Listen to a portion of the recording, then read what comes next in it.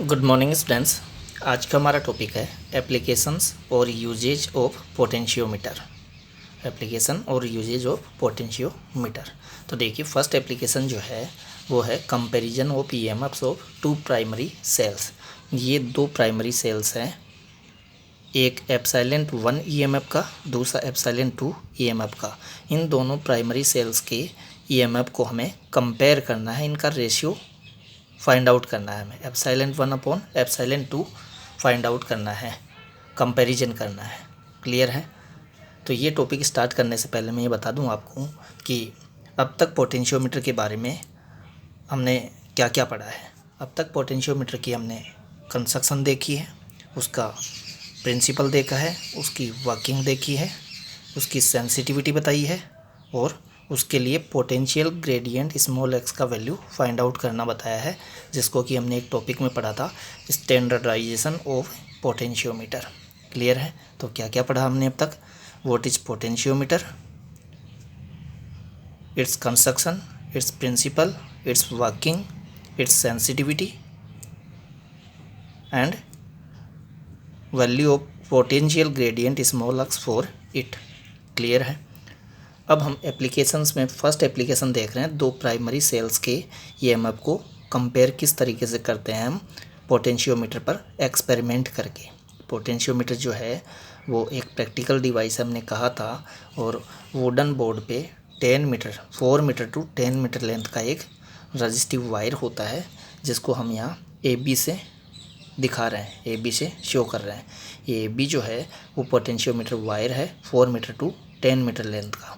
अब ये जो वायर है, इस वायर का जो फर्स्ट एंड है, एक एंड जो है उसको हम बैटरी के पॉजिटिव टर्मिनल से कनेक्ट कर देते हैं, बैटरी का नेगेटिव टर्मिनल की के एक टर्मिनल से कनेक्ट कर देते हैं, की का जो दूसरा टर्मिनल है, सेकंड टर्मिनल है, उसको रियोस्टेट से कनेक्ट कर देते हैं, और रियोस्टेट का जो सेकंड टर्मिनल है उसको हम पोटेंशियोमीटर वायर के सेकंड एंड B से कनेक्ट कर देते हैं। It means potentiometer wire AB के अक्रॉस हमने एक बैटरी एप्सिलॉन P की के रियोस्टेट RH कनेक्ट कर रखा है सीरीज में। क्लियर है?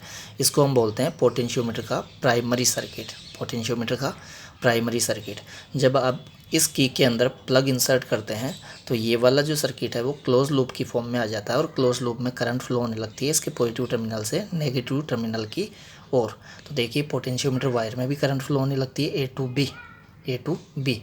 ए हाई पोटेंशियल एंड है क्योंकि ये बैटरी के प्लस से कनेक्ट है, बी लो पोटेंशियल एंड है क्योंकि ये नेगेटिव टर्मिनल की ओर कनेक्ट है। और इतना हम जानते हैं current flow positive to negative होता है, तो इस वायर में current flow A to B होगा। इट मीन्स A से B की ओर जाने पर पोटेंशियल ड्रॉप होता है, पोटेंशियल डिक्रीज होता है। A high potential and, B low potential end है पोटेंशियोमीटर वायर AB का। क्लियर है? तो ये तो प्राइमरी सर्किट हमें कनेक्ट करना होता है इस तरीके से। प्राइमरी सर्किट तो पोटेंशियोमीटर की जितनी भी एप्लीकेशंस हम देखेंगे, ये फर्स्ट एप्लीकेशन है, जितनी भी एप्लीकेशंस हम पोटेंशियोमीटर की देखेंगे उसमें प्राइमरी सर्किट इसी तरीके से कनेक्ट किया जाएगा। चेंज जो होगा एप्लीकेशन के अकॉर्डिंग सेकेंडरी सर्किट में चेंज होगा। तो ये प्राइमरी का, ये जो पोटेंशियोमीटर का सेकेंडरी सर्किट है, इसमें हमने वो दो प्राइमरी सेल्स लिए हैं जिनके ईएमएफ को हमें कंपेयर करना है, ये दो सेल हमें दिए गए हैं। एक का ईएमएफ एप्सिलॉन 1 हमने मान लिया है, तो उसी का ईएमएफ हमने एप्सिलॉन 2 मान लिया है। इन दोनों को हमें कंपेयर करना है, इन दोनों का रेशियो हमें बताना है पोटेंशियोमीटर पर एक्सपेरिमेंट करके बैलेंसिंग लेंथ की फॉर्म में। कैसे बताएंगे? देखिए, सेकेंडरी सर्किट में कनेक्शन किस तरीके से करेंगे? हम सर्किट अरेंजमेंट की बात कर रहे हैं। मैंने प्राइमरी सर्किट के सर्किट अरेंजमेंट को बता दिया है, अब सेकेंडरी सर्किट के सर्किट अरेंजमेंट की मैं बात कर रहा हूँ। तो जो दोनों सेल हमें अननोन ईएमएफ वाले दिए गए हैं, जिनके ईएमएफ को हमें कंपेयर करना है, उन दोनों सेल्स के पॉजिटिव टर्मिनल्स को एक साथ आप पोटेंशियोमीटर वायर के हाई पोटेंशियल एंड ए से कनेक्ट कर दीजिए। इट मीन्स उस एंड से कनेक्ट कर दीजिए जो एंड बैटरी के पॉजिटिव से कनेक्ट है। तो देखिए, पोटेंशियोमीटर वायर AB है, इसका ये ए एंड जो है वो बैटरी के पॉजिटिव से कनेक्ट है। तो जो बैटरी के पॉजिटिव से कनेक्ट है, जो भी पोटेंशियोमीटर वायर का एंड बैटरी के पॉजिटिव से कनेक्ट है, उस एंड पर आप दोनों सेल्स के पॉजिटिव कनेक्ट कर दीजिए। ऐसा ही करना है, दोनों सेल्स के पॉजिटिव टर्मिनल उसी एंड पर कनेक्ट करने हैं पोटेंशियोमीटर वायर के, जो कि बैटरी के पॉजिटिव से कनेक्ट है। फिर दोनों सेल्स के नेगेटिव टर्मिनल जो है उनको टू वे की, ये वन वे की है, ये टू वे की है। टू वे की क्यों बोल रहे हैं इसको अभी पता चल जाएगा। देखिए, टू वे की के अंदर 3 टर्मिनल्स होते हैं, तो इसका जो फर्स्ट टर्मिनल है और इसका जो लास्ट टर्मिनल है उस पर दोनों सेल्स के नेगेटिव टर्मिनल कनेक्ट कर दीजिए। क्लियर है। देखिए मैंने यहाँ टू वे की जो है उसका फर्स्ट टर्मिनल है उस पर मैंने कनेक्ट कर दिया है इसका नेगेटिव टर्मिनल, और जो इसका सेकंड टर्मिनल है जो कि लास्ट टर्मिनल हम बोल सकते हैं, लास्ट टर्मिनल जो है उस पर कनेक्ट कर दिया है सेकंड वाले सेल का नेगेटिव टर्मिनल। क्लियर है बात। और वो जो इसका मिडल टर्मिनल होता है, टू वे की का जो बीच का टर्मिनल होता है, बेसिकली यहाँ पर स्क्रू होते हैं, इन स्क्रू की हेल्प से यहाँ कनेक्टिंग वायर कनेक्ट कर दिया जाता है। क्लियर है बात। वायर को यहाँ लपेट दिया जाता है और स्क्रू को टाइट कर दिया जाता है, स्क्रू को टाइट कर दिया जाता है। इन तीनों पर ऐसे ही किया जाता है कनेक्शन। तो यहाँ पर कनेक्शन कर दिया फर्स्ट सेल के नेगेटिव टर्मिनल का, यहाँ पर कनेक्शन कर दिया सेकंड सेल के नेगेटिव टर्मिनल का। ये जो मिडल पॉइंट है, मिडल टर्मिनल जो है इस टू वे की का, इस मिडल टर्मिनल पर हमने जॉकी का गैल्वेनोमीटर का एक टर्मिनल कनेक्ट कर दिया, और गैल्वेनोमीटर का जो दूसरा टर्मिनल है वो हमने जॉकी से कनेक्ट किया है। ये देखिए 2 जॉकी नहीं है, ये जॉकी एक ही है। एक ही जॉकी के लिए हमने 2 पोजीशंस बताई है, क्योंकि हमें दोनों सेल्स के लिए 2 बार यहाँ balancing length L1 and L2 इस पोटेंशियोमीटर वायर पर ढूंढनी है। क्लियर है। तो ये जॉकी 2 नहीं है, एक ही जॉकी की 2 पोजीशंस है, 2 नल पॉइंट है ये J1 एंड J2। एक ही जॉकी से ढूंढे गए, एक बार इस सेल के लिए और एक बार इस सेल के लिए। क्लियर है। तो ये मैंने सर्किट अरेंजमेंट की बात की कि जब हमें 2 प्राइमरी सेल्स के EMF को कंपेयर करना हो तो हमें पोटेंशियोमीटर का सर्किट इस तरीके से कनेक्ट करना होगा, कनेक्शन इस तरीके से हमें करने होंगे। ये प्राइमरी सर्किट, ये सेकेंडरी सर्किट है। क्लियर है बात। अब देखिए यहाँ वर्किंग की बात करते हैं कि किस तरीके से हम पोटेंशियोमीटर पर एक्सपेरिमेंट करके इन दोनों सेल्स के EMF को कंपेयर करेंगे। किसकी फॉर्म में? बैलेंसिंग लेंथ की फॉर्म में। तो सबसे पहले हम क्या करेंगे, सबसे पहले हमें इस की में प्लग इंसर्ट करना होगा। जैसे ही इस की में प्लग इंसर्ट करेंगे तो इस वाले लूप में, इस वाले क्लोज्ड लूप में करंट फ्लो होने लगेगी positive to negative terminal. Clear है बात। It means potentiometer wire AB में A to B current flow होने लगेगी, A से B की ओर करंट फ्लो होने लगेगी। क्लियर है बात। तो सबसे पहले इसमें आपको प्लग इंसर्ट कर देना है, फिर एक प्लग यहाँ इंसर्ट करना है, एक प्लग यहाँ इंसर्ट करना है 1 एंड 3 टर्मिनल्स के बीच में, 1 एंड 3 टर्मिनल्स के बीच में। जैसे ही आप यहाँ प्लग इंसर्ट करेंगे तो यहाँ प्लग इंसर्ट करते ही ये वाला पॉइंट जो है वो कनेक्ट हो जाएगा इस वाले पॉइंट पर। It means point 1 and point 3 connect हो जाएंगे। तो देखिए ये वाला कनेक्शन कंप्लीट हो जाएगा, इधर वाला कनेक्शन कंप्लीट हो जाएगा, ये वाला यहाँ तक। क्लियर है।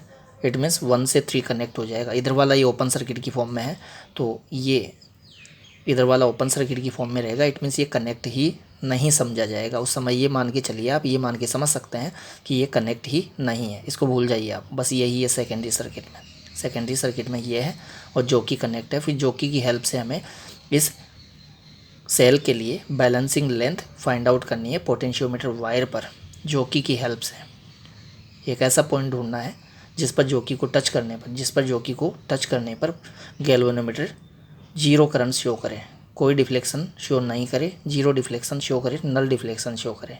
गैल्वेनोमीटर का जो पॉइंटर है वो ठीक मिडल में आ जाए, बीचों बीच में आ जाए। क्लियर है। ऐसा पॉइंट हमें इस पोटेंशियोमीटर वायर पर ढूंढना है।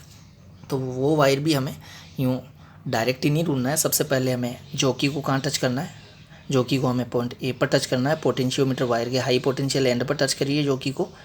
पोटेंशियोमीटर इसमें गैल्वेनोमीटर में डिफ्लेक्शन की डायरेक्शन देखिए, अज्यूम कीजिए कि डिफ्लेक्शन की डायरेक्शन इस हो रहा है। फिर जॉकी को डायरेक्ट उठाइए आप और कहाँ टच करिए, B पॉइंट पर टच करिए। B पॉइंट पर टच करने पर डिफ्लेक्शन पहले ए पॉइंट पर टच करने पर डिफ्लेक्शन जिस ओर मिला था उसकी अपोजिट डायरेक्शन में मिलना चाहिए बी पॉइंट पर टच करने पर डिफ्लेक्शन, तभी हमें ए बी वायर पर कहीं ये पॉइंट J1 मिल सकेगा, नल पॉइंट मिल सकेगा। एक ऐसा पॉइंट हम ढूंढ पाएंगे ए बी वायर पर जिस पर जॉकी को टच करने पर गैल्वेनोमीटर में कोई करंट फ्लो नहीं होगी। क्लियर बात। तो ये चेक करने का मेथड बताया है मैंने। हमें ये पहले चेक कर लेना है कि इस वायर पर बैलेंसिंग लेंथ मिलेगी भी कि नहीं मिलेगी। तो मिलेगी या नहीं मिलेगी ये कैसे पता करेंगे आप? जॉकी को पहले ए पर टच करिए, फिर बी पर टच करिए। ए पर टच करने पर डिफ्लेक्शन जिस डायरेक्शन में मिला है गैल्वेनोमीटर में, बी पर टच करने पर उसकी अपोजिट डायरेक्शन में डिफ्लेक्शन मिलना चाहिए, तभी हमें बैलेंसिंग लेंथ फर्स्ट सेल के लिए ढूंढना स्टार्ट करना है। अदरवाइज़ तो बैलेंसिंग लेंथ मिलेगी नहीं, नल पॉइंट हमें मिलेगा ही नहीं। क्लियर है बात। जब हमें ये पता चल जाएगी ए पर एंड बी पर जॉकी को टच करने पर डिफ्लेक्शन अपोजिट डायरेक्शन में मिल रहा है, फिर हमें पॉइंट ए से जॉकी को स्लाइड करते हुए धीरे धीरे धीरे धीरे पॉइंट बी की ओर ले जाना है और नज़रें रखनी है गैल्वेनोमीटर के पॉइंटर पर। जब गैल्वेनोमीटर का पॉइंटर 0 पर आ जाए उस पोजीशन पर जाकर, उस पॉइंट पर जाकर हमें जॉकी को रोक देना है और पोटेंशियोमीटर वायर जो है उसकी ए से लेकर J1 तक की लेंथ को हमें मीटर स्केल जो कि इस वायर के पैरेलल में लगा होता है उस पर रीड कर लेना होता है। अज्यूम करिए कि वो लेंथ हमें मिल गई है मीटर स्केल से L1 किसके लिए? इस वाले सेल के EMF के लिए बैलेंसिंग लेंथ मिल गई है हमें L1 मिल गई है। क्लियर है बात। ये कब की बात कर रहे हैं हम? जब हमने यहाँ प्लग इंसर्ट कर रखा है और 1 एंड 3 के बीच में प्लग इंसर्ट कर रखा है। ये वाला प्लग इंसर्ट नहीं कर रखा है, ये ओपन सर्किट में है ये वाला। इट मीन्स ये वाला अभी आप कनेक्ट ही मत समझिए, यूँ समझिए कि ये कनेक्टेड ही नहीं है ही नहीं सर्किट में, बस आप इसी को देखना है आपको। क्लियर है बात। तो हमें बैलेंसिंग लेंथ इसके लिए कितनी मिली? L1 मिली। इसका अगर पोटेंशियल ग्रेडियंट स्मॉल x हो तो पोटेंशियोमीटर के प्रिंसिपल से हम बता सकते हैं कि x इंटू L1 जो है वो यहाँ से यहाँ तक का पोटेंशियल ड्रॉप मिल जाएगा और यहाँ से यहाँ तक का जो पोटेंशियल ड्रॉप है वही इस सेल के EMF के इक्वल होगा। क्लियर है बात। ये हम पोटेंशियोमीटर की वर्किंग में देख चुके हैं कि ये जो यहाँ EMF होता है वो बैलेंसिंग स्टेट के अंदर x इंटू L1 के इक्वल होता है। इट मीन्स पोटेंशियल ग्रेडियंट को अगर हम बैलेंसिंग लेंथ L1 से मल्टीप्लाई कर दें तो हमें वो जो वैल्यू मिलेगा x इंटू L1 वो इसके EMF के इक्वल मिलेगा। क्लियर है बात। इसकी हमने डिटेल में बात की है पोटेंशियोमीटर की प्रिंसिपल में भी वर्किंग में भी। क्लियर है। तो वहाँ से हम डायरेक्ट लिखेंगे यहाँ epsilon 1 is equal to x into L1। Next page पे हमने लिखा भी है, देखिए epsilon 1 is equal to x into L1 ये मिल गया। अब क्या करेंगे हम? ये तो हमने फर्स्ट सेल के लिए बैलेंसिंग लेंथ फाइंड आउट करी है और उसको पोटेंशियल ग्रेडियंट से मल्टीप्लाई करके फर्स्ट सेल के EMF के इक्वल करके लिख दिया है। तो पोटेंशियोमीटर से हम कर क्या रहे हैं? पोटेंशियोमीटर से हम एक्सपेरिमेंट करके बैलेंसिंग लेंथ इन सेल्स के लिए फाइंड आउट कर रहे हैं इस वायर पर। क्लियर है। अब हम क्या करेंगे? इसको तो लगा रहने देंगे, इसको चेंज करना नहीं है हमें। इट मीन्स प्राइमरी सर्किट में कोई चेंज नहीं करना है, बस हमें यहाँ जो प्लग 1 एंड 3 के बीच में हमने इंसर्ट किया था उस प्लग को यहाँ से निकालिए और उसको 2 एंड 3 के बीच में इंसर्ट कर दीजिए। ये वाला अब ओपन हो जाएगा, ये वाला क्लोज्ड हो जाएगा। इट मीन्स ये जो 2 टर्मिनल है, टर्मिनल 2 है, पॉइंट 2 है, वो पॉइंट 3 से कनेक्ट हो जाएगा। तो अब ये वाला जो सेल है वो सेकेंडरी सर्किट में कनेक्ट नहीं समझा जाएगा। आप यूँ समझिए कि ये इस सर्किट में है ही नहीं, इसको मिटा हुआ समझिए आप, ये है ही नहीं। केवल ये वाला सेल, अब ये वाला सेल सेकेंडरी सर्किट में कनेक्ट होगा जिसका EMF एप्सिलॉन 2 है। क्लियर है बात। क्योंकि हमने यहाँ से प्लग रिमूव करके यहाँ इंसर्ट कर दिया है, तो ये वाला आप मिटा हुआ समझिए, है ही नहीं, ये है ही नहीं अब सर्किट में, ये है। क्लियर है। अब हमें इस वाले सेल के लिए जिसका EMF एप्सिलॉन 2 है उसके लिए फिर से हमें वही प्रोसेस फॉलो करना है। कौन सा प्रोसेस? कि हमें जॉकी को पहले डायरेक्ट ए पॉइंट पर टच करना है, गैल्वेनोमीटर में डिफ्लेक्शन की डायरेक्शन देख लेनी है, फिर डायरेक्ट जॉकी को उठाकर पॉइंट बी पर टच करना है, गैल्वेनोमीटर में डिफ्लेक्शन की डायरेक्शन फिर से देख लेनी है। तो वो दोनों डायरेक्शन हमें अपोजिट मिलनी चाहिए, तभी हम फिर बैलेंसिंग लेंथ फाइंड आउट करना स्टार्ट करेंगे, नल पॉइंट ढूंढना शुरू करेंगे सेकंड सेल के लिए।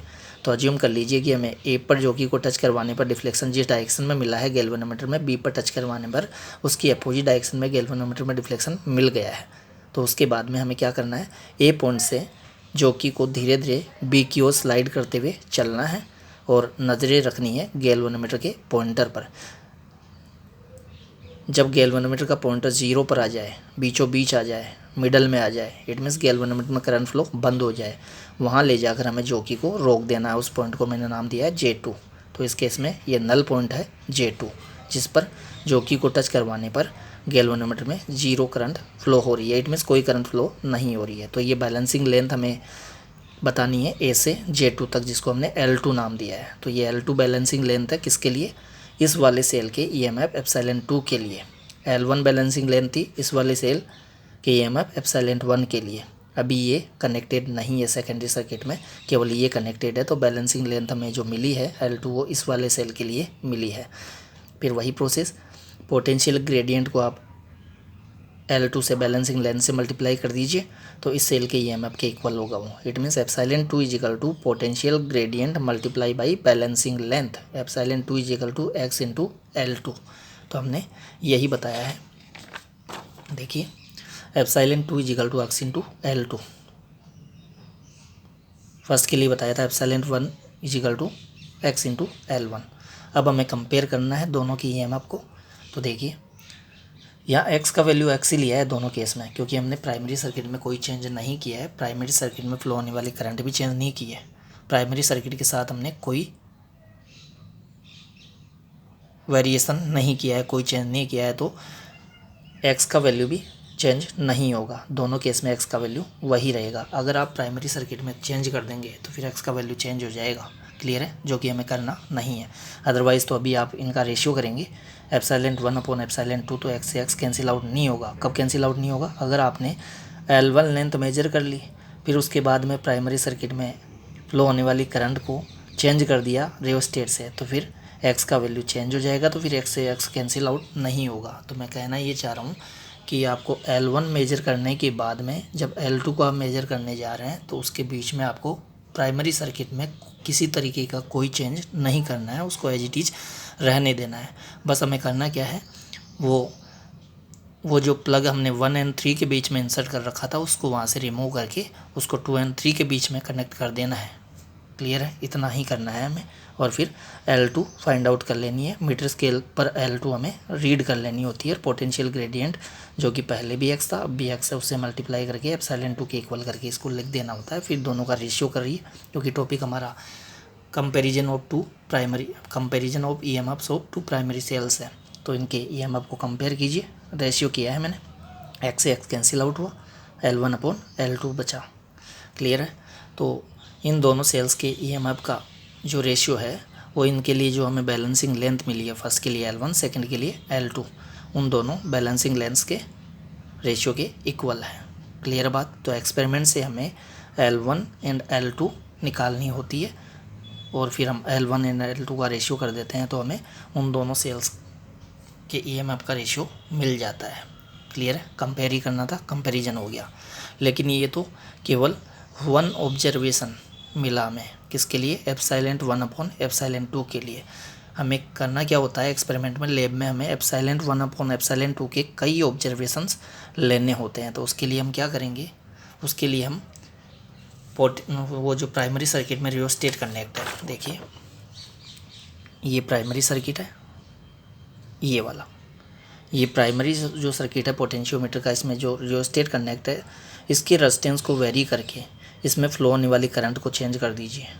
कब चेंज करना है, चेंज तब करना है जब हम एक बार L1 एंड L2 का वैल्यू निकाल चुके हैं एक्सपेरिमेंट से, फिर L1 भी निकाल चुके, L2 भी निकाल चुके, उसके बाद में हमें रियोस्टेट से इसका रेजिस्टेंस वेरी करके इसमें फ्लो होने वाली करंट को चेंज कर देना है। करंट को चेंज करते ही, करंट को जैसे ही हम चेंज करेंगे पोटेंशियल ग्रेडियंट x का वैल्यू चेंज होगा, क्योंकि x के लिए हमने एक फॉर्मूला बताया था पिछले वीडियोज़ में, x is equal to VAB upon LAB is equal to IPRAB upon LAB। It means potentiometer wire में फ्लो होने वाली करंट पर भी डिपेंड करता है एक्स का वैल्यू। तो इसको चेंज करने से इसमें फ्लो होने वाली करंट चेंज हो जाएगी, इसमें फ्लो होने वाली करंट चेंज होगी तो पोटेंशियल ग्रेडियंट एक्स का वैल्यू भी चेंज हो जाएगा।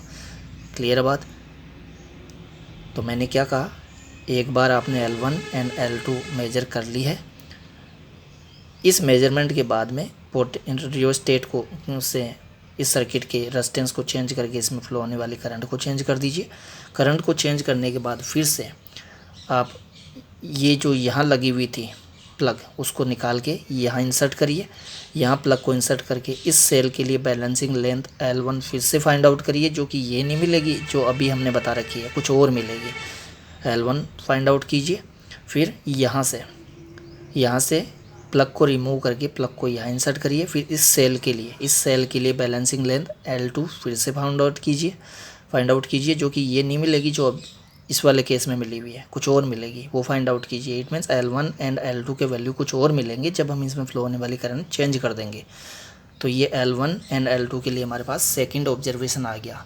अब L1 एंड L2 का रेशियो करके हम ε1 अपॉन ε2 का सेकंड ऑब्जर्वेशन नोट कर लेंगे। क्लियर है, ये सेकंड हो गया। इसी तरीके से हमें इसका थर्ड ऑब्जर्वेशन लेना हो तो फिर से प्राइमरी सर्किट में जो रियोस्टेट लगा हुआ है उससे प्राइमरी सर्किट के रेजिस्टेंस को चेंज करके इसमें फ्लो होने वाली करंट को फिर से चेंज करिए। फिर से चेंज करके इन दोनों के बीच में की लगाकर L1 फिर से फाइंड आउट कीजिए। फिर की को यहाँ से प्लग को यहाँ से रिमूव करके यहाँ लगाकर फिर से इस वाले सेल के लिए बैलेंसिंग लेंथ फाइंड आउट कीजिए। It means L1 and L2 के वैल्यू फिर से आप प्राप्त कीजिए और उनका रेशियो कर दीजिए, तो वो ε1 अपॉन ε2 की थर्ड ऑब्जर्वेशन के इक्वल हो जाएगा। इस तरीके से आप जितनी भी ऑब्जर्वेशन लेना चाहते हैं, 3, 5, 7 जितनी भी लेना चाहते हैं, जितनी भी लैब में आपको बोला जाता है ऑब्जर्वेशन लेने के लिए, उतने टाइम से आपको रियोस्टेट को की पोजीशन को थोड़ा वेरी करना है, इसमें फ्लो होने वाली करंट को चेंज करना है। क्लियर है बात। लेकिन ध्यान रखिए, एक बार आपने करंट की वैल्यू चेंज कर दी है तो फिर आपको L1 एंड L2 का वैल्यू लेने के बाद ही करंट की पोजीशन फिर करंट का वैल्यू फिर चेंज करना है। फिर से L1 एंड L2 दोनों मेजर करने के बाद में करंट का वैल्यू चेंज करना है। ऐसा नहीं L1 मेजर कर लिया फिर करंट चेंज कर दिए फिर L2 मेजर करा। मैं कह रहा हूँ एक ऑब्जर्वेशन लीजिए L1 एंड L2 का, फिर करंट चेंज करिए। फिर सेकेंड ऑब्जर्वेशन लीजिए L1 एंड L2 के लिए, फिर करंट चेंज कीजिए। फिर थर्ड ऑब्जर्वेशन लीजिए L1 एंड L2 के लिए, फिर करंट चेंज कीजिए। इस तरीके से करनी है। पूरी बातें और क्लियर हो जाएगी जब आप लैब में ये एक्सपेरिमेंट करेंगे। ये एक्सपेरिमेंट है अपने, ये प्रैक्टिकल है, लैब में हम ये प्रैक्टिकल करते भी हैं।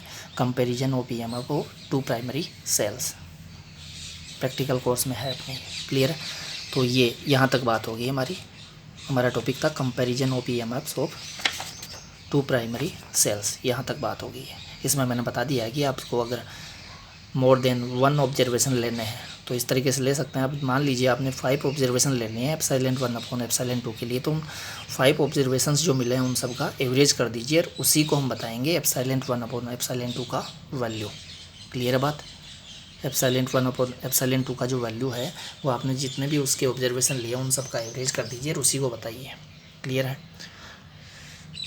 अब यहाँ हमने ये बताया कि ये जो सेकेंडरी सर्किट में हम 2 सेल्स कनेक्ट कर रहे हैं ε1 ε2 ईएमएफ वाले, वो जनरली लैब में जब हम प्रैक्टिकल करते हैं तो Daniel cell and Leclanche cell लेते हैं। डेनियल सेल का ईएमएफ होता है 1.08 वोल्ट, लेक्लांसी सेल का ईएमएफ होता है 1.01 वोल्ट। क्लियर है बात।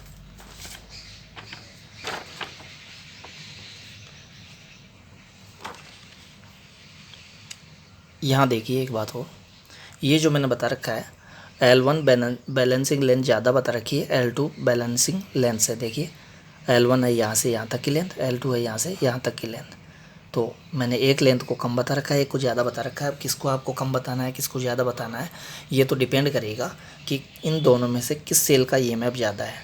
ज़्यादा ईएमएफ वाले जिस सेल के ईएमएफ का वैल्यू ज़्यादा है उसके लिए हमें यहाँ बैलेंसिंग लेंथ भी ज़्यादा मिलेगी, बैलेंसिंग लेंथ भी ज़्यादा मिलेगी। क्लियर है बात। क्योंकि ज़्यादा बैलेंसिंग लेंथ पर ज़्यादा होगा पोटेंशियल ड्रॉप, और ज़्यादा पोटेंशियल ड्रॉप होगा तो ज़्यादा पोटेंशियल ड्रॉप उसी सेल के लिए हमें मिलेगा जिसके खुद का ईएमएफ ज़्यादा है।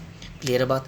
अगर ε1 का वैल्यू ε2 से ज़्यादा है तो इस वाले सेल के लिए बैलेंसिंग लेंथ L1 आपको ज़्यादा मिलेगी L2 से, लेकिन अगर इसका EMF ज़्यादा होता तो फिर बैलेंसिंग लेंथ L2 ज़्यादा मिलती L1 से।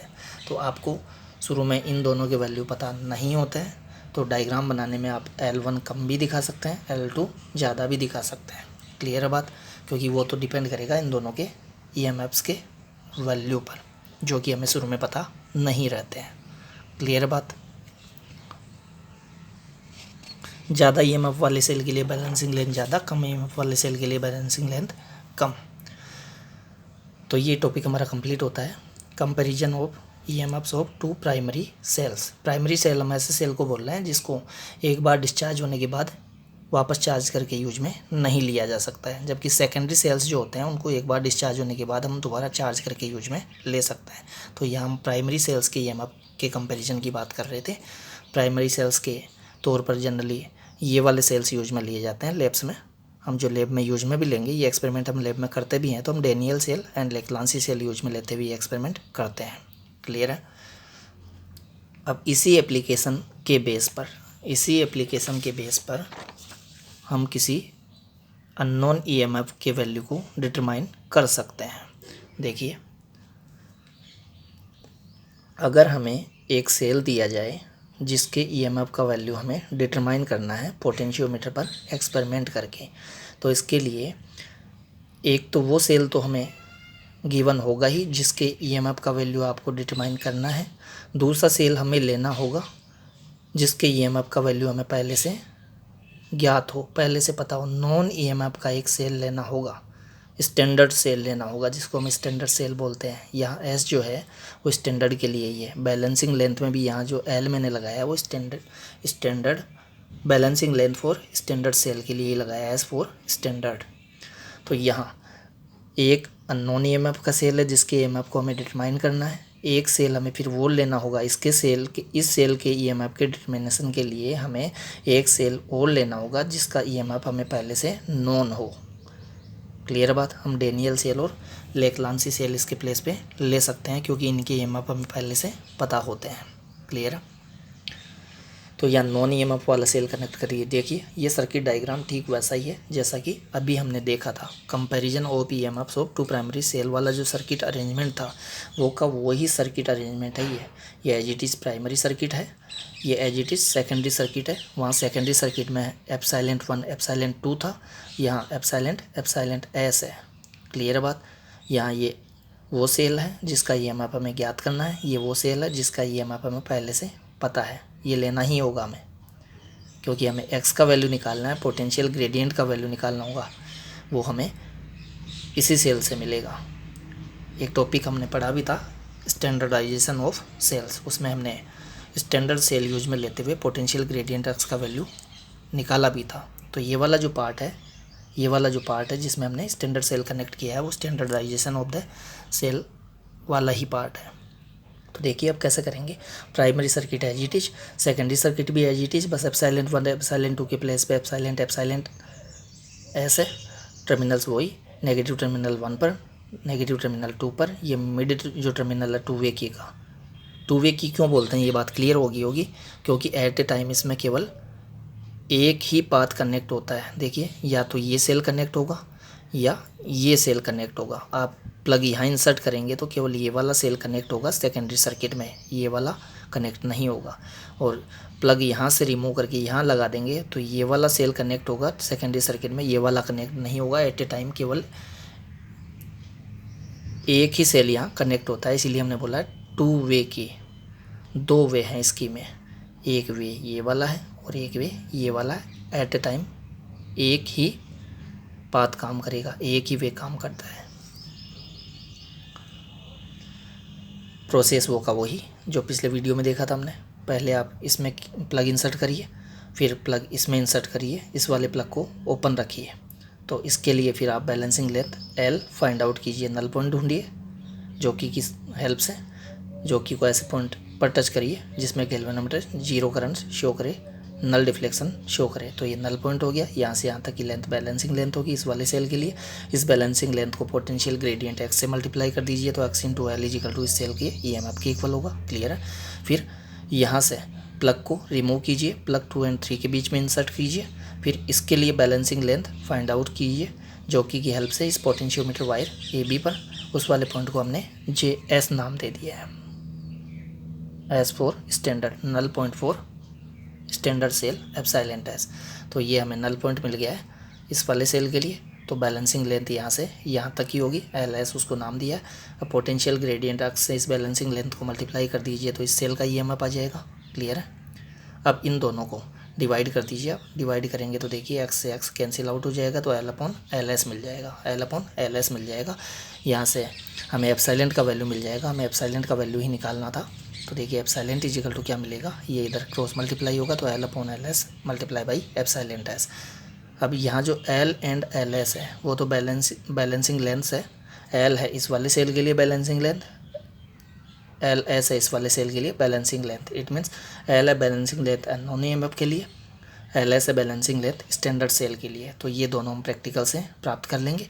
और ये एप्सिलॉन एस जो है वो नॉन ईएमएफ है, वो हमें पहले से पता रहता है, तो ये प्रैक्टिकल से निकाल लिए जाएंगे, ये पहले से पता है। तो ये सारे वैल्यूज जो हैं वो नॉन होंगे, तो ये वैल्यू यहाँ पुट करेंगे, पुट करके ये वाला हमें वैल्यू मिल जाएगा, अननोन ईएमएफ का वैल्यू मिल जाएगा। क्लियर है। तो ये देखिए टॉपिक क्या बताया था हमने इसका, determination of unknown EMF of a cell by potentiometer. Clear है। तो इसकी थ्योरी आप लिख सकते हैं बोर्ड एग्जाम में। अगर ये क्वेश्चन पूछा जाता है कि किस तरीके से पोटेंशियोमीटर को यूज में लेते हो आप किसी अननोन ईएमएफ को डिटरमाइन करेंगे, तो ये आपको सर्किट डायग्राम बनाना है और पूरी थ्योरी लिखते हुए, जो कि प्रोसेस सर्किट अरेंजमेंट सारा वैसे ही हमें लिखना है जैसा कि हमने comparison of EMF of two cells के लिए लिखा है। क्लियर है। यहाँ मैंने शॉर्ट में बता दिया है। यहाँ से देखिए मैंने कहा था कि ये वाला जो स्टैंडर्ड सेल है वो इसलिए यूज में लिया है हमने ताकि हमें एक्स का वैल्यू मिल सके। कैसा मिलेगा एक्स का वैल्यू, यहाँ से देखिए ये हमें पता है क्योंकि नॉन ईएमएफ है। एल एस जो है वो एक्सपेरिमेंट से प्राप्त कर ली जाएगी, बैलेंसिंग लेंथ है।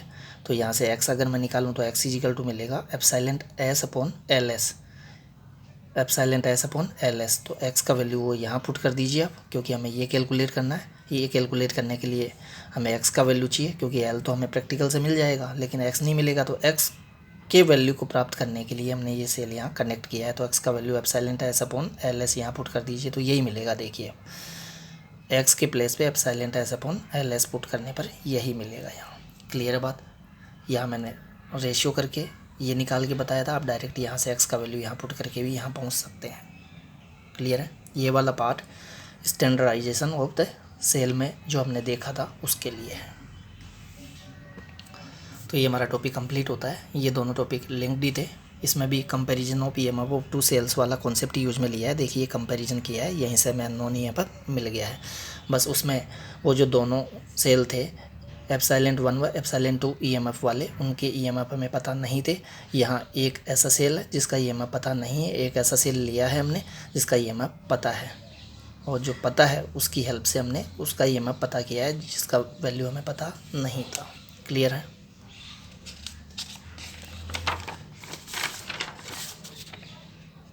Thank you.